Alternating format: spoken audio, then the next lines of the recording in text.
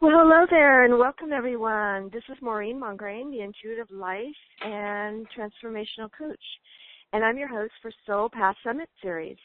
The topic is Discover the Spark that Ignites Your Passion and Live Your Biggest Dreams Now.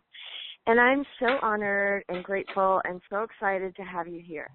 And I'm having such a great time bringing all of you this great information and these fabulous speakers. So I also have to say, I have the most amazing speakers lined up, and I've hand-selected the most spiritual experts in the world. And they're here to show you how to spiritually connect with yourself and everything around you. Therefore, you can access your gifts and talents that are just waiting for you. So the reason why I put this summit together is so many people struggle to make things work in their life. And the problem is we are not taught in school and given mindset tools that are so crucial to live our heart's desires. So I wanted to provide a platform for all this knowledge, put it out in the world so you can be a creator. And the summit does come with an intention. It's my mission to inspire you so you can live with passion, love, joy, and true freedom and live your dreams. If you can imagine it, dream it, you can create it. So I am so excited about my soul path expert today. Venezuelan-born Gabriel Gonsalves is a coach, author, and founder of Heart Mind Consulting, where he helps people create a life they love. This includes having deeper, more loving relationships, experiencing greater health and well-being while building a thriving, heart-cultured business that allows you to fully express yourself and have more ample income to do what you love. Gabriel is a leading expert in heart intelligent coaching, a path to personal development that is heart-centered, integral, results-oriented, and deeply transformational. His coaching style combines his experience and passion for personal development and spirituality and the performance arts. He currently lives in Cape Town, South Africa, where he enjoys quality time with close friends, riding horses, hiking, walking along the beach, and working on other creative projects that help people connect with their hearts. Whoa, I am so excited for this today. I've been waiting for this. Thank you so much, Gabriel, for being on the show today. It's an absolute pleasure being here, Maureen. Thank you for having me. Yeah, well, I know you were born in Venezuela. Now you're in South Africa. I mean, tell us about, where you started, where this all began, and why your heart mind coaching. Where did this all start for you? Well, here's the thing.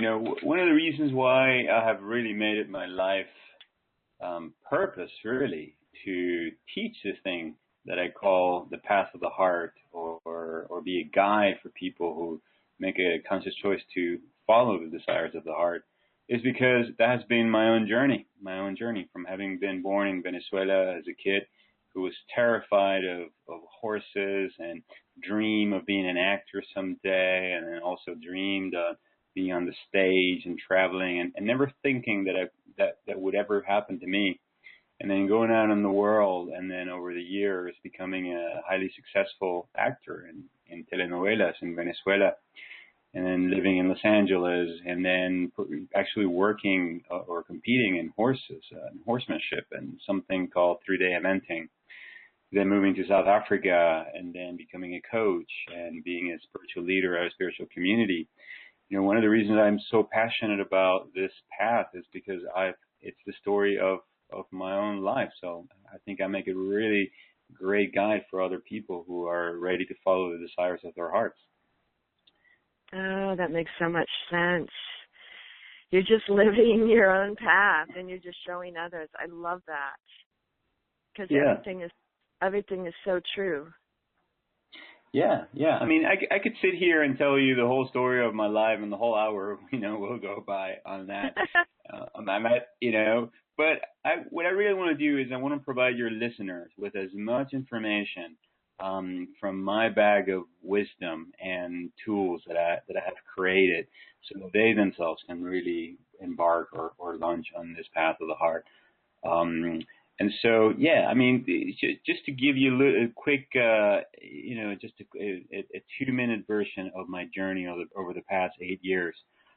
After reaching what I thought was the highest success in my career and in my life, everything came crumbling down when I turned 40, 8 years ago. And I found myself in South Africa, in a country where I didn't know anybody, flat broke after having lost a job. My mom had also just died. And in basically looking at the possibility of beginning completely new, my life from scratch. And so it was at that time that I literally sought the help of a wisdom guide, and she said to me, "It's about time you start listening to the wisdom inside your heart." And I didn't really know what she meant at that time, but I began right where I think most people would start if you tell somebody listen to your heart, which is by listening to my physical heart. And then what I noticed was that when I listened to my physical heart, whenever I had some thoughts, some of these thoughts would actually make my heart happy, and some of them would actually make my heart stress. And so I started choosing to actually take those actions or make those decisions that would make my heart feel happy and beat faster and be more alive. And that was really the beginning of what eventually, over the years, became a whole new path of coaching that is heart-centered, that I call heart intelligence coaching. And me basically setting up this business that it really is my path. And like you with the summit, a vehicle for me to affect great transformation in the world. I believe that I'm here in the world to help people really reconnect with the wisdom, intelligence that lives within their heart, so that from that place they can awaken what I call the treasure that lives inside your heart. Oh, I love that. That's so amazing. Well, I know that you had said you have to educate your heart, I think, or not just your mind, but your heart too, or else it's no education at all, and probably have that quote turned around. But I love that. Can you talk a little bit about that? I mean, what do you mean? Because so many people, I believe, that sometimes their mind just keeps going and telling them, and they're not really listening. Yeah, sure. Yeah, well, there's two great Greek philosophers, Plato and Aristotle. One, of course, being the student of the other. Plato taught and believed on what he called a encephalocentric model of the world, or the human anatomy, rather, where the brain was the organ that was at the center, or the central intelligence of the body. Aristotle, on the other hand, believed that it actually started in the heart, and so he believed and taught a model of human anatomy that was called cardiocentric, which, interestingly enough, modern science has actually been able to prove that the heart is the first organ that develops in the human fetus, way before the brain. In fact, what is the second organ that develops in the fetus after the heart?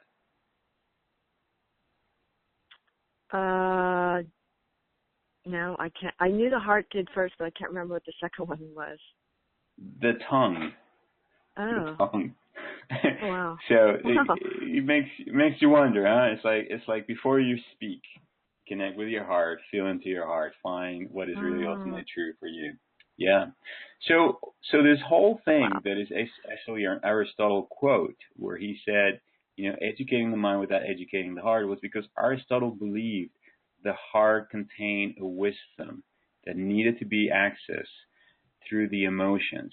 But that if you only focus our education on rational thinking and regurgitating information and memorizing on information, rather than educating the art through the senses, through art, through play, through music, through those things that evoke emotions and help people express their emotions, the education system would have been incomplete. So he advocated a model of education that actually included both right brain, left brain, where the emotional, the creative aspect of the individual was also considered. Okay. Yeah. And that's why the name of my business is called Heart and Mind Consulting. Because I don't believe, that it's all about just becoming, heart-minded or heart-centered, and then demonizing the mind and saying that the mind, the ego, is a bad thing. It's really about creating what I call a state of wholeheartedness, where there is literally a deeper connection and literally an entrainment. An entrainment means a harmonizing between the brain waves and the waves, the electromagnetic waves that are actually emanating from the heart. So you literally are uniting the heart and the mind into one system, where the mind is basically at the service of the heart, or the qualities of the heart, of love, compassion, joy, peace, and so forth. Yes, I love that. So how would somebody go about, like, if they're really looking, to search more into their heart? So do you have like a meditation or prayers that you do to get somebody in that mindset, or how would you or into their heart mind, shall I put it with you, of course, to get to those emotional feelings? Sure. I'm happy to answer that question for you, which is really it's a question about like the how, okay? Like how do you access the wisdom? And in my experience, that's actually the easiest part, and the part that most people, after taught, they're least likely to actually do it or follow up. What I really want to talk before I go into the how is talk a little bit about the why. Okay. Sure. Because I think that will create a context that would actually that would inspire anybody that's listening to this interview to actually want to go and do the techniques. Okay. Okay. Now, one thing a lot of people don't know is that what we know about the heart or heart intelligence these days comes from one of the oldest systems of wisdom in the world, which is the Tao. The Tao, that is at least 5,000 years old. Now, as some of you may know or remember, the Tao was basically a series of secret wisdom that was only reserved for people of nobility. Okay, and it was actually an ancestral wisdom that was passed from generation to generation, but it was kept secret for thousands of years. And one of these teachings from the Tao was all around the wisdom or the intelligence that is in the heart. So the ancient Taoists believed that in the heart center, in what most people will refer to as the middle dantian or your heart chakra, in that space, there is an energy center that the Chinese call the Linggong. Linggong. Linggong literally means in Chinese the soul's temple. So the ancient Taoists believed that the temple where the soul lived was right in your heart, not on your head, not on your brain, not on your mind, but right in the middle of your body where the heart is. So the ancient Taoists believed that in your heart center, in your heart chakra area, there's an energy center called the Linggong. Linggong. Ling meaning souls and Gong temple. So they believe that in your heart there was a space where your soul lived, or the temple of your soul lived. Conception, a tiny soul would leave the Akashic records, or the records that contain all of the education and the lessons of each soul, right? The journey of each soul as it traveled different incarnations. At that moment of conception, this soul would leave the Akashic records and would place itself inside the Linggong. Now, the name for this soul in Chinese is the Tianming. Tianming. And Tianming means heaven's orders. So in essence, they believe that at the time of conception, there was an information or a soul that would leave the heavens containing the orders or the mission or the life purpose for that particular person, that particular soul, and it would be placed inside your heart, inside the soul's temple, right there in the middle of your chest. Now, based on this, I came up with something that I call the law of the heart. which basically says that within your heart there's a treasure, or you can think of it as a seed. It contains the destiny that you're here to manifest. And that this treasure lies dormant within you, already accomplished, only awaiting expression in the physical realm by virtue of three things. Number one, your perception of it. Number two, the choices that you make. And number three, the actions that you take. But not all actions. It has to be an action that comes from a place or from a united state of heart and mind. So all this to say that the heart is far more than what most people have ever dreamt of. Your heart, according to the ancient Tao, is literally the place or the treasure chest that holds your life destiny, the person that you're here to become, your deepest dreams. And that's why it's so important that we then create some kind of a technique, tool, or process to begin to connect with the wisdom inside your very own heart, so that you can then start communicating with this vision or this purpose that lives within you. Oh, I love that. Well, yeah, it makes sense, because if that's your life purpose, then we definitely need to know how to go about it, and some kind of guide, like you said, to communicate and use everything that we can from that resource and from our heart's desire. Mm-hmm. Correct. Yeah.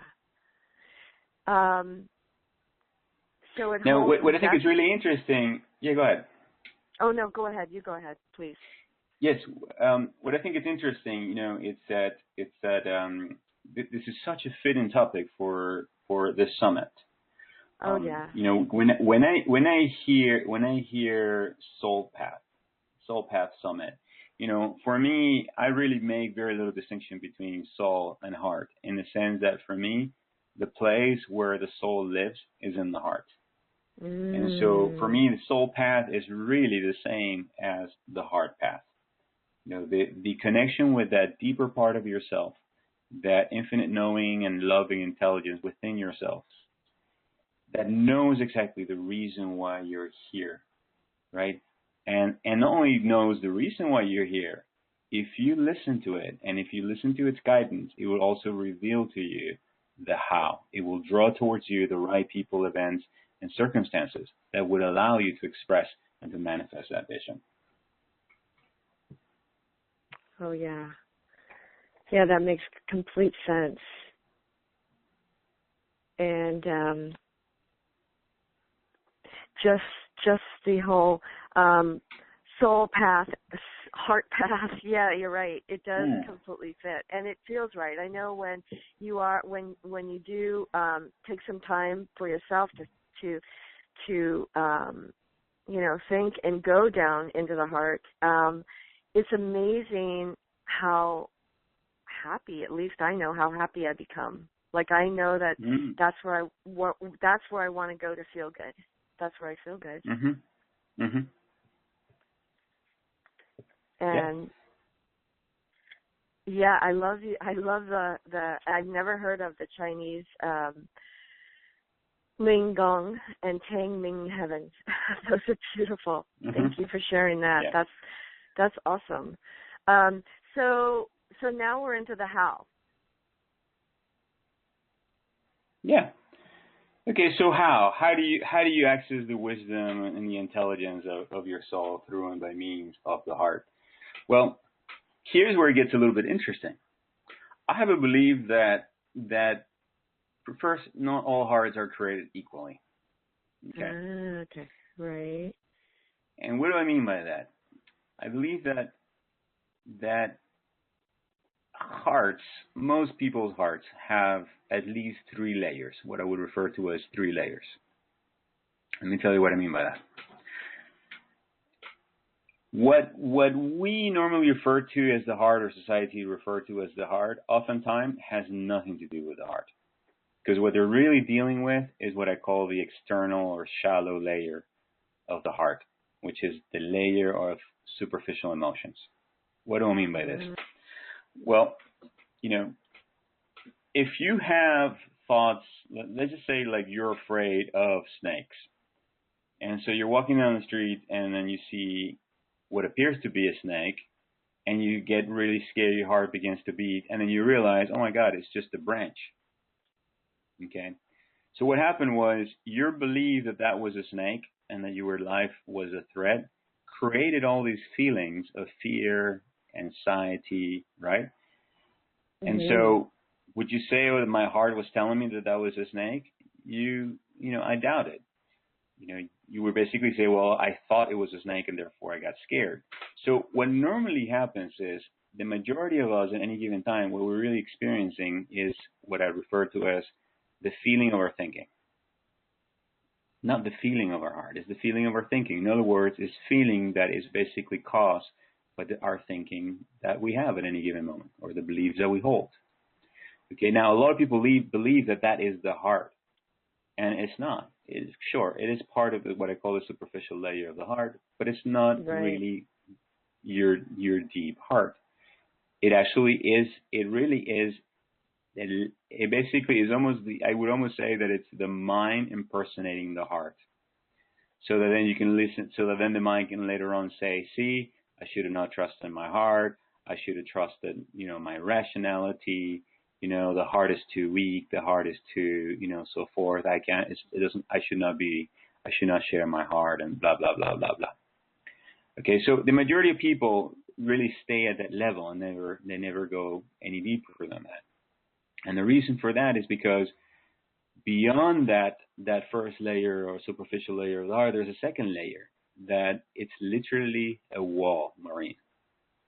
It's an energetic wall created by the unconscious mind to literally protect the third deeper layer of the heart, which is what I would call the core of the heart. That place of divine love, divine compassion, divine peace, where true joy resides. And you can think of this second layer of the heart, or what it's just basically referred to as the heart wall. Dr. Bradley Nielsen, who wrote the book The Emotion Code, he specifically works with this heart wall, and he uses a series of magnets and kinesiology processes and exercises that actually help people free up or dissolve this heart wall. But what it really is, it's a protective layer around the heart that has been created by your unconscious mind, right?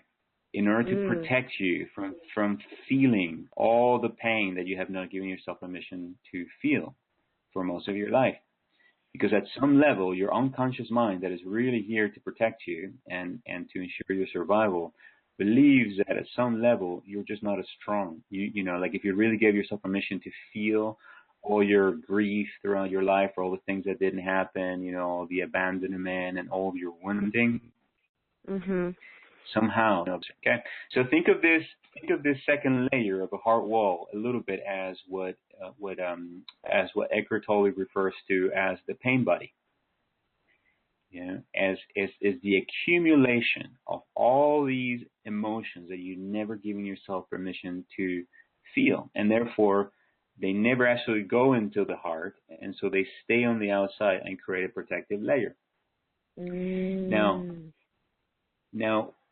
the idea then is that if you really want to access the deeper layer of the heart, or the core of the heart, which is where you access the soul's wisdom, where you access divine love, where you access your Christ consciousness, where you access infinite possibilities, where you answer joy, peace, and all of that, you have to dissolve that heart wall. You have to be able to literally, what I call, open the heart. Wow. And that is where most people fail to understand. They believe that opening your heart is just a concept of becoming more loving. And though that is true, opening your heart really means dissolving that wall, so that you can begin to access this divine love within you, this divine wisdom within you, and then allow that to be what guides you. Oh, wow, that's amazing. What was the name? You mentioned somebody's name that wrote a book on this energetic wall, I believe. Yes, his name is Dr. Bradley Nielsen, and You can Google his name, or just Google or buy the book, The Emotion Code. Emotion Code. Oh, Emotion It's Code. a book Okay. all about. It's about this exact same concept we're talking about the heart wall, and some different exercises and things that you can do to begin to dissolve the wall. Now, one of the things that a lot of people don't know is that there are primarily two ways in which this heart wall can be dissolved. Would you like me to tell you what they are? I am so curious right now. Yes. Okay. Okay. So one of the ways it normally happens is something from the outside hits your heart really, really hard and literally cracks that wall open. All right. Now, that happens when you lose your job, or the way it happened to me when I turned 40 years old, and then now I'm in a country where I don't know anybody. So as I was saying, in my case, it happened.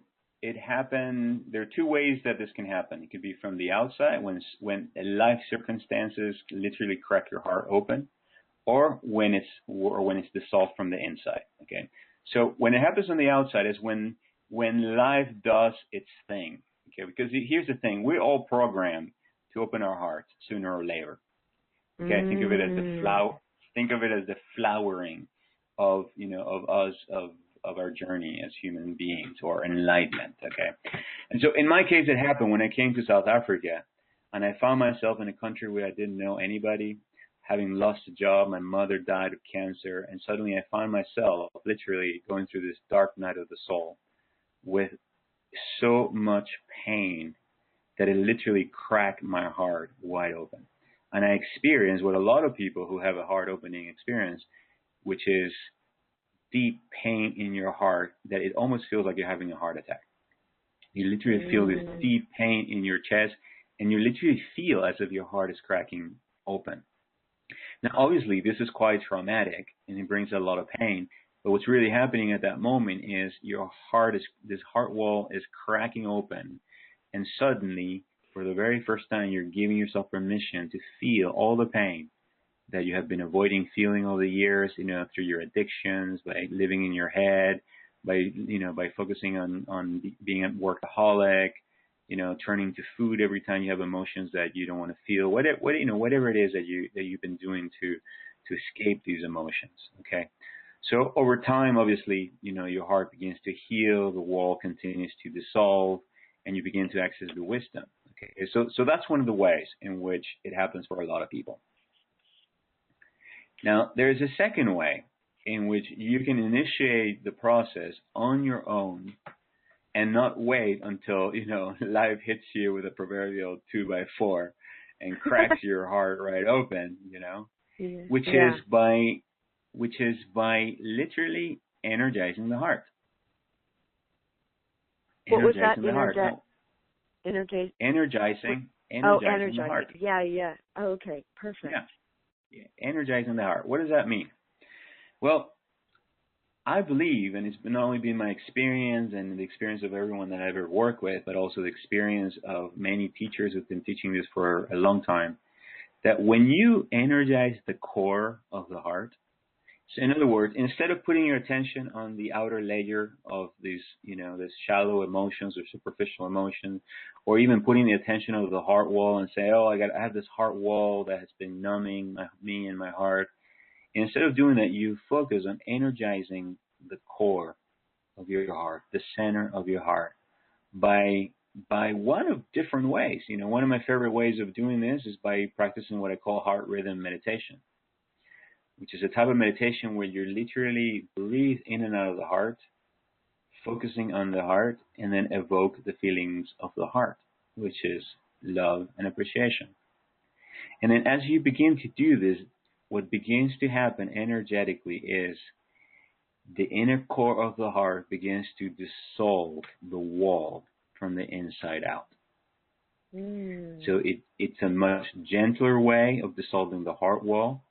And it's a progressive way to slowly and little by little begin to increase your capacity, not only to feel these emotions that you have been running away from a great part of your life, and then also beginning to access the intelligence, the wisdom, and the guidance of your soul through and by means of your heart. Oh, I love that. So would you say when say if you do have the first experience where you're dissolving it and you do go through, you're cracking it open, would you call that like a surrendering?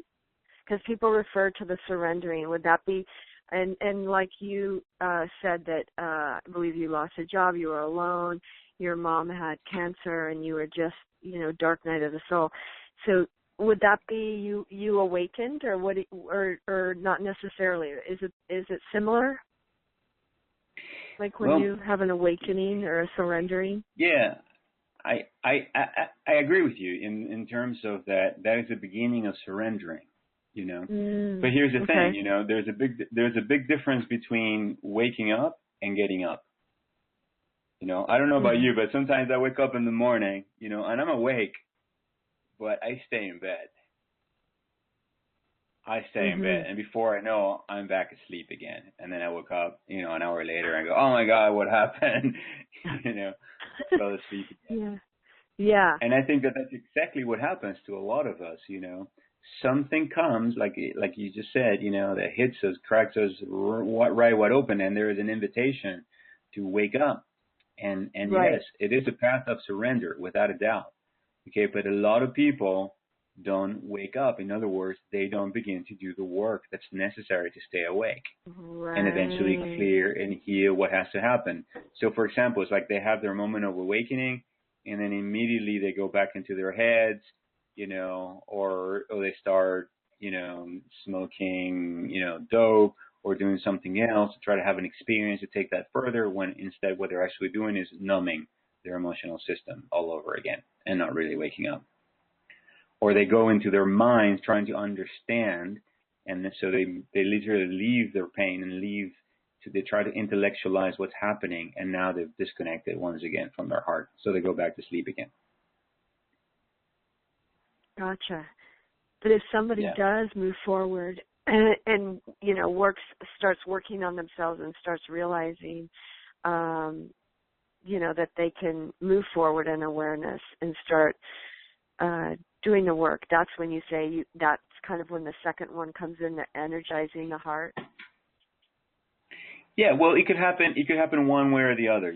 There is a, in my experience, when it comes from the outside, obviously it's much more traumatic. It's much more traumatic. I think of it as an egg. Okay, if an egg is cracked from the outside, it kind of means the end of life for that chicken that was in there, that little baby chicken. But if it's cracked from the inside, it means the beginning of life. So, gotcha. So the invitation is even when you're going through the process of something from the outside, death in the family, you got sick, with a disease, your body betrays you somehow, your partner, you get divorced, it's the end of a relationship, you get fired from a job, whatever it is, life just does its thing. And the cracking begins. It's exactly what you said. From that moment, it really becomes a path of surrendering. There is a great book by Dr. David Hawkins, who's one of my spiritual teachers and mentors. It's actually one of his latest books published by Hay House. It's called Letting Go, The Path to Surrender, where he actually speaks in great detail about this process. And he basically talks about how, in we humans, we normally either repress or suppress our emotions, or we express them, right? Now, when we suppress them, they become unconscious and we don't express them, and we end up projecting them onto other people, so we disown them, or we completely escape them by, going to the movies or going into, drugs, alcohol, become a workaholic, relationships, and so forth. So we escape it, We don't even give ourselves permission to feel them. Or we express them, which basically we direct them at somebody else, making actually the problem even worse. Also because when you express an emotion, what it does, it grows in intensity and it actually gets out of hand. And what Dr. David Hawkins talks about in his book and teaches people through very, very simple exercises is the path of surrendering to the emotional pain. To literally welcome in the pain and say, oh, bring it on. Breathing it into the heart, observing it, witnessing it, and allowing the emotion to come home to the core of the heart, where the heart, as the center of the emotional system, can literally allow the emotion to do exactly what it's designed to do, which is to move through your body as energy and motion. The word emotion, it's a Latin word that's made up of two words, E, which means out, and motion, which means movement. So an emotion is an out movement of energy, right? That is basically seeking to move through your body, and it needs to have space to move. So this is what happens. This is the main reason why the heart layer, or the heart wall sits in the first place. You escape all these emotions, you've repressed them, so there's no been room for them to move through your body or even be grounded back into the earth. And instead, they create a wall around your heart because, the energy obviously is just transformed. So the emotion becomes a wall around your heart. So Dr. David Hawkins is great at explaining the process of how the surrendering, happens. And I believe that just like you just said a little while ago, the path is about surrendering to that emotion, giving yourself permission to basically feel it until the emotion subsides. Because we are designed to feel emotion, and for that emotion to, as it moves through you, to subside, and then rise to the next emotion, to the next emotion, to the next emotion, and over time, it loses its power.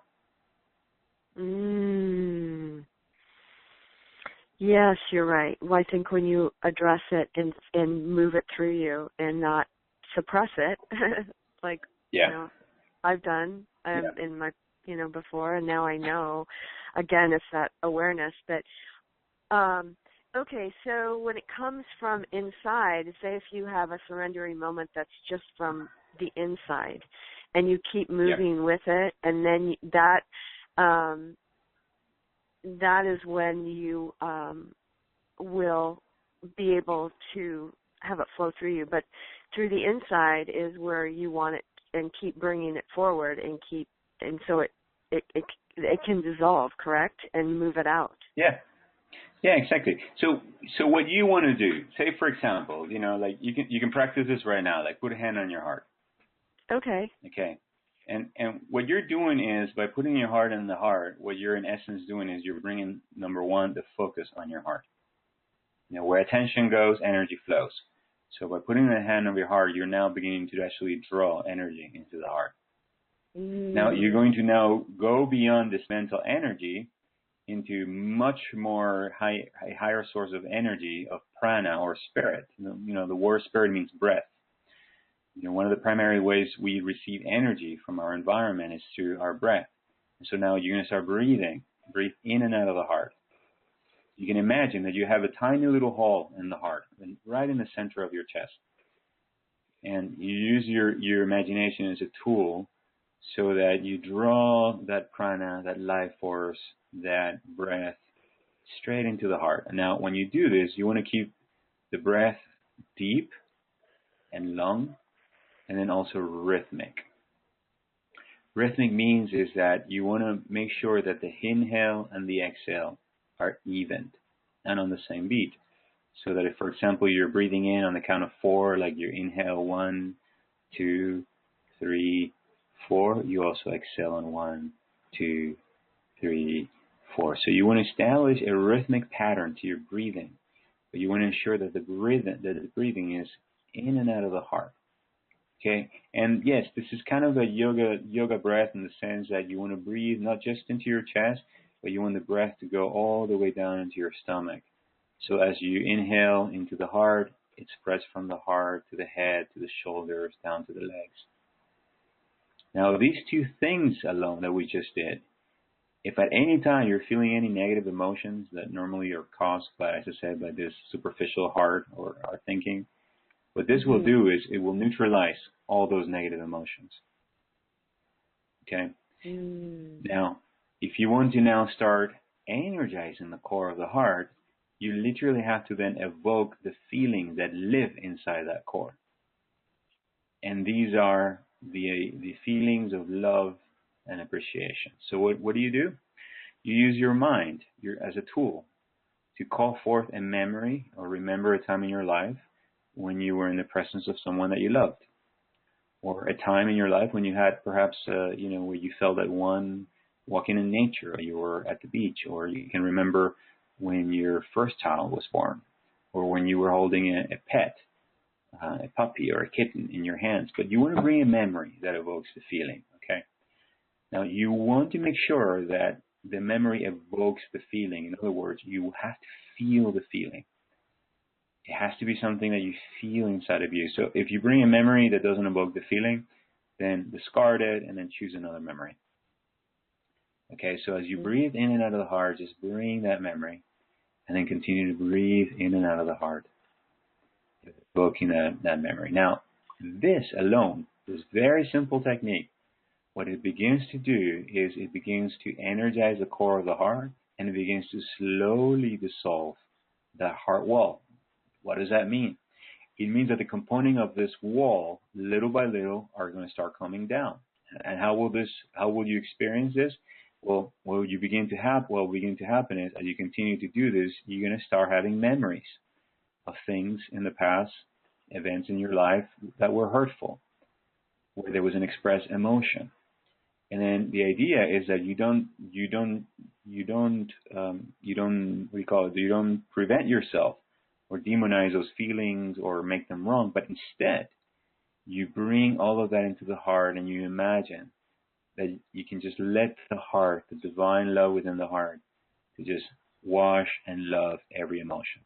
Don't forget that the main reason why these emotions became the heart wall is because they were never allowed inside. So your heart has the capacity to love every aspect of you. Think of it as the physical heart has the capacity to pump both the clean blood as the dirty blood that is basically coming, that is going to your kidneys, that has lost all the oxygen, that has all the impurities and the toxins. So your heart is strong enough to actually pump both, and it loves them both. It makes no distinction between the two of them. So equally, your heart has the capacity to love your deepest pain, to allow it, to wash it. It has the capacity to love your grief. So many of us grieve so many things in our lives, so many desires that didn't happen, so many of our dreams when we were in our 20s, in our 30s, and we thought, the world, we owned the world and things were going to go our way, and things didn't go the way we thought.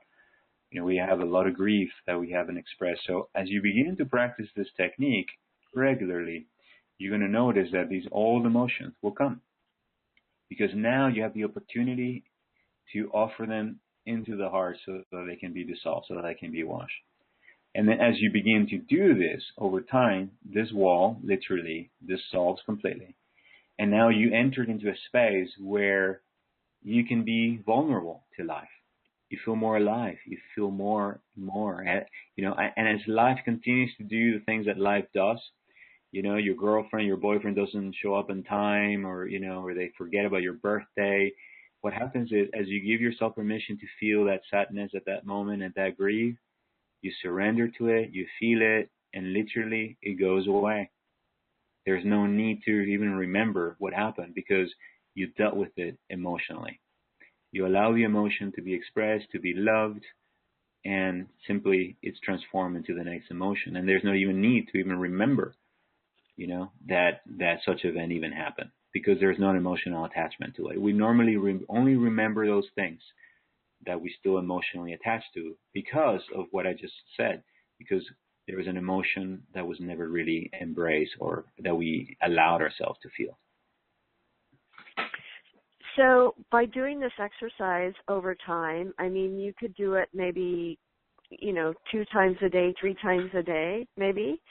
And I guess it sounds to me like maybe you get a new heart, right? Maybe. You literally do. You literally do. You literally do. You literally experience what people would call a change of heart, and that will change everything. Don't forget that, your heart, one of the things that people don't know is that the heart is not only the first organ that develops in the human fetus, but that your heart communicates with the rest of the body in the way the brain or no other organ does. Okay, it communicates through hormones. So hormonally, biochemically, your heart produces hormones, produces ANF, produces oxytocin, the love hormones, produces all kinds of hormones. So it's constantly communicating with your brain through hormones. It also communicates through the nervous system. Your heart contains another little brain in itself, literally, that neuroscientists call the heart's brain. It's a clump of 40,000 neural cells all clumped together that actually allow the heart to think independently of the brain. Now, this is the main reason why the surgeons can do heart transplants, because a heart is basically a self-contained unit. If it didn't have the heart's brain, it would be very difficult to transplant a heart from one person to another. Now, your heart also communicates biomechanically through pulsating waves of blood. So this thing that you call the pulse, it literally is like you've seen those musical conductors? Yes. This is your heart as a musical conductor, literally speaking to every cell in your body, letting it know of the rhythm of the body. The primary rhythms we have in the body are our breath and our heartbeat. Okay? And so when this is happening, this is how every cell knows what to do and when to do it. Okay? So what begins to happen is as you begin to energize your heart begins to sing its songs louder, and then it begins to bring greater harmony and physical and emotional well-being into every part of your body. Oftentimes healing people of diseases, getting rid of depression, and allowing people to stop taking medications, that they no longer need, because it's a very natural way of restoring your body back to its natural rhythm. Okay, and then last but not least, your heart communicates through the rest of your body by a pulsating electromagnetic wave. Your heart produces at least 100 times more electricity than your brain does, and produces at least 5,000 times more magnetic energy than your brain. Now, this electromagnetic field that expands around the heart literally goes out and then also touches every cell. So your heart is communicating with the rest of your body by this pulsating waves that can be measured in a laboratory. And not only that, but these pulsating waves that actually are shaped like a toroidal field, it's like a donut, like a giant donut, can be measured in a laboratory, and has been known to expand at least 10 meters in diameter, which basically means, this thing that scientists have been talking to or referring to as the aura, it literally has its source at the heart. It is an expression of the electromagnetic field that radiates from the heart. Wow. That is, I didn't know, well, first of all, I didn't know that the heart will go, is in connection with the hormones. I mean, it makes sense, but I never thought of it that way. And so many people, I mean, I've had clients, they've got so many hormone problems and, so this all, I mean, this is like the heart is the container, and it works separately. And I love that, the fact that, if we will just work on our heart, everything else can work for us. We will be happier and more content, and things will change in our bodies, right? Yeah, absolutely. Absolutely. A lot of people don't know that after 1983, the scientific community reclassified the heart as part of the endocrine hormone producing gland. So the heart is a hormone-producing gland. When people say, oh, it's just a muscle, it's a muscle that actually produces hormones and can change and affect, your emotional state really quickly once you begin to energizing it by following one of those techniques, Now, can I share with you some of the other techniques with your listeners? I would love it. That will open the heart. Yeah, they would love it. I would love it. Okay, so there is obviously this technique that I just shared with you that has different names. I call it heart center meditation or heart rhythm meditation. The Institute of Heart Math that has been doing research around the heart and the heart's effect on our emotional system and stress calls it the same technique. They call it quick coherence, the technique of quick coherence. Okay, but in essence, the technique is very simple. Where you focus on the heart, number one. Number two, you breathe in and out of the heart, and then number three, you evoke the feeling of love and appreciation by thinking of something that evokes those feelings as you breathe in and out. You could do this in the mornings, in the afternoon, before you go to bed. I highly recommend that you do it throughout the day, as a way to just take conscious breath into the heart. It will transform literally your emotional system. Now, other techniques that you can use to do this is magnets. What's his name? Bradley Nielsen. In his book Emotion Code, he actually uses magnets for clearing up or dissolving the heart wall. Now, for that kind of work, you have to seek the help of somebody who's a trained kinesiologist. Okay, and then that can be done. Now, in my experience, and people that I work with who've done this work, when you work at the level of the magnets, unless you have some kind of a technique like the first technique I mentioned, over time you will build another heart wall. Okay, because you haven't really gotten rid of the problem, the source of the problem. All you did is just kind of like, it's kind of like your air conditioning filter. Okay, it's like you've now cleared the filter, but once you put the thing back to work, it's going to start accumulating debris. So, because that's just what it does. Okay, so other techniques that will help you do this is music. Okay, music, music that literally touches your heart, especially music that contains highly calibrated mantras or words in Sanskrit that actually literally speak the language of the heart, because they contain words or phrases, basically some of them in Sanskrit, that basically calibrate at the level of the heart. So think about it, as you sing this song with your attention into the heart, literally it will dissolve the heart wall. Oh, wow. Okay. Yeah. Now, the other way that the heart wall can be dissolved is by being in the presence of somebody who radiates pure unconditional love, who can hold the space of unconditional love for you while you give yourself permission to literally allow your heart wall to dissolve. This is kind of the healing that some people experience when they're in the presence of spiritual masters, where they basically say, wow, I'm healed after I spend time with this master or this guru or this teacher.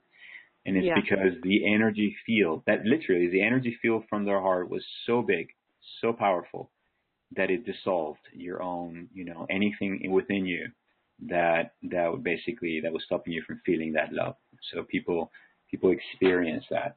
Okay, so obviously the two that I recommend the most is obviously that you practice some kind of a heart center, heart rhythm meditation. And then the second one is that you work with music, high calibrated music that you can direct or focus on the heart, that includes mantras that open the heart. Now there are people, in different traditions that also work at, in order to open the heart, and there's even technology, music technology. There's a great company called I Awake that is based in Boulder, Colorado. That what they've basically done is they created this music called heart wave meditation audios.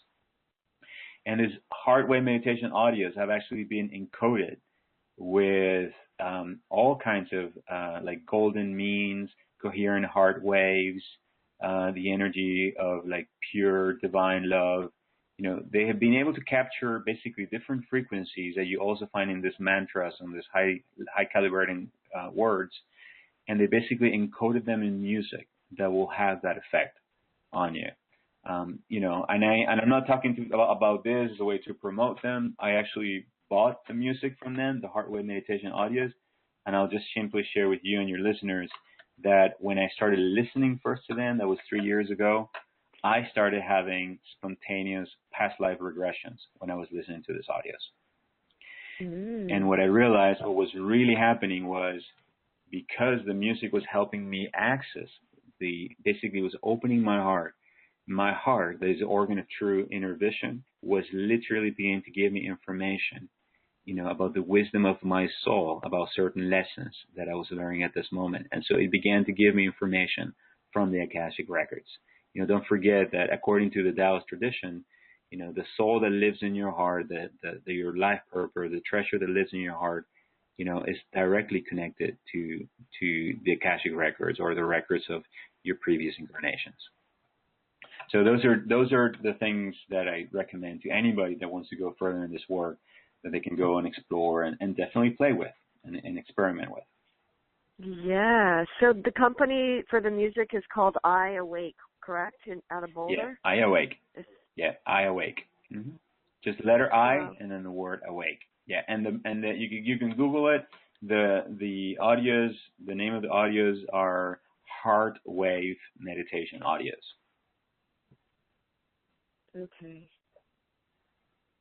Okay.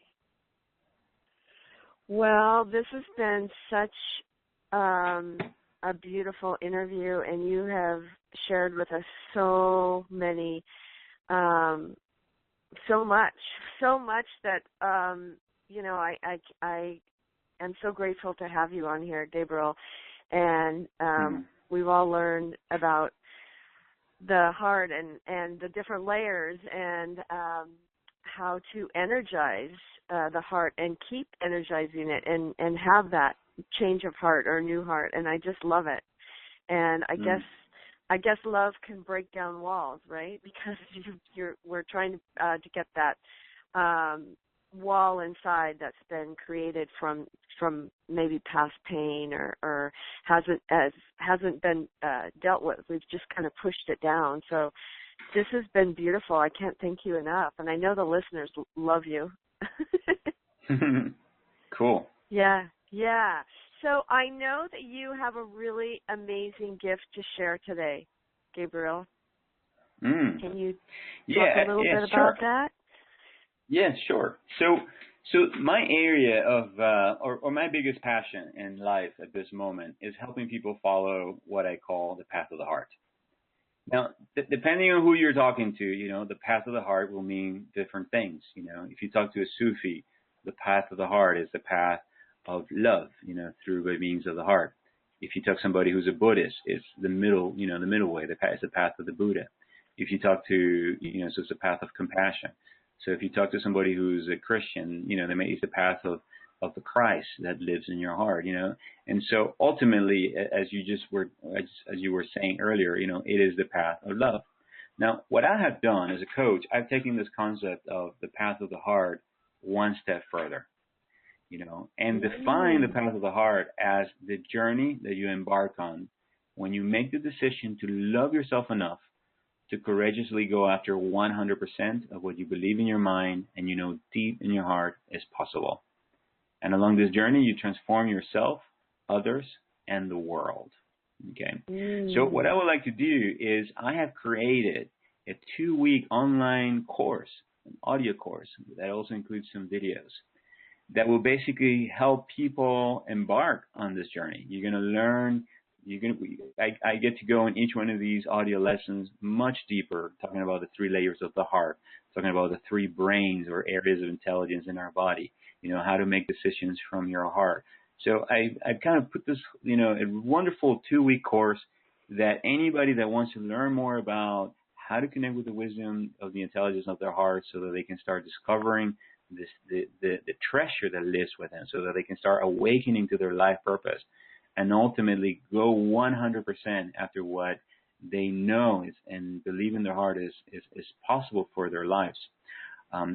This whole thing is available. I'm making it available to your as a gift to anybody that's part of this summit. And you can simply go or access this training by going to my online learning center for Applied Heart Intelligence. And the website or the URL is appliedheartintelligence.com. Appliedheartintelligence.com. Yeah, and listeners, it's on your email today, so you'll be able to just link into it. Right. The moment you get there, you'll see the link where I invite you to join me on this 2-week training. There's nothing to buy. It's all on me. I am really committed to getting this information out to as many people as as I possibly can, because I see myself as somebody who's not only walking this journey and a guide, but somebody whose main purpose in life is to awaken the dream inside every heart in this planet. That's so beautiful. Thank you, Gabriel. Well, this has been wonderful, and I would ask you, I don't know if you want an encore, if you want to say just a couple last words. You kind of did just then, but if there's any last words you want to just give the audience at this time. Sure. Your heart, it's a metaphor. Your heart is a mystery, and your heart is a miracle. Within your heart, you'll find the answer to every question, the solution to every problem that you have been seeking, if all you do is just beginning to start listening to your heart, listening with your inner ear, with your inner senses. Oh, that's lovely. Well, again, I know the listeners have loved you today. I've loved you today. This is awesome. Thank you so much. And thank you all listeners for being here, and we'll see you tomorrow. And thanks again, Gabriel Gonsalves. I so appreciate you. I'm so grateful for you. And thanks again. God bless you. Bye-bye now. You're very welcome. Goodbye. Okay. Goodbye. Okay. Goodbye. Okay. Goodbye. Okay.